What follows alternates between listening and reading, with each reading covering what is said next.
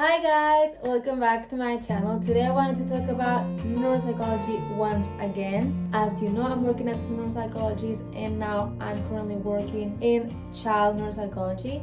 As before, I was doing my practicum in a hospital and the patients I would see the most were more towards the adult life. And now that I finally have seen both sides, I would like to talk about a little bit more in depth of the whole spectrum that you can find within neuropsychology. So without further ado, let's get started. So first off, let's start when we are born. I didn't know there was a field that it was related to neonatal neuropsychology. So basically babies that are born most of the times prematurely, that they could be a little bit of a compromise in their brain development. And I know that is something that for me is super new, but it sounds really interesting.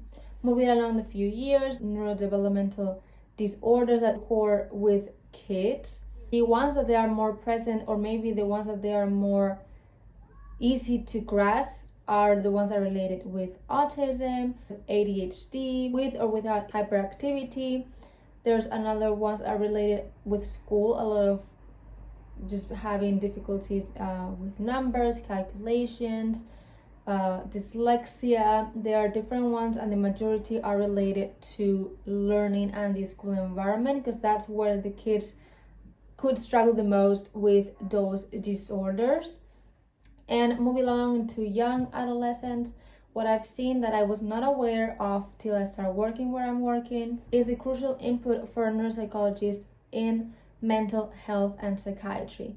I've seen at work so many cases of major depression that happens in kids that they are really young, and bipolar disorder. But not only they could have one or the other, but I've seen a lot of patients that have actually both. And as you move along with the years and you get older and you're a proper adult, the biggest psychological input comes from trauma. So basically accidents that had happened in young adults and adults that had a basically loss of functioning in the brain, doesn't allow them to perform as well as they did in other tasks, day-to-day tasks, more easy or more difficult.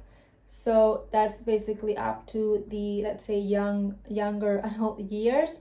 And as we grow older, as you already probably know, the biggest diseases that are present are related with tremor and dementia. So with tremor, we have Parkinson's disease, essential tremor, Huntington's disease, which is a disease that I actually came in to see in my practicum.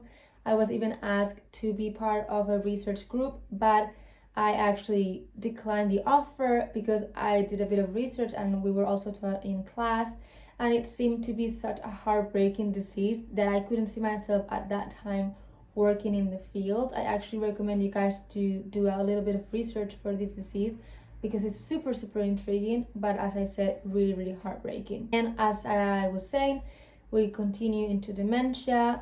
The most known one is Alzheimer's, but they are mild cognitive impairments, which nowadays I feel is the number one reason why people come into neuropsychologists, the ones that are over 50 years old, because they are starting to realize that something is not working as it used to work for them. And sometimes it's just psychosomatic, nothing is really not working, but a big portion of the times it's starting to see that this could lead into some type of dementia.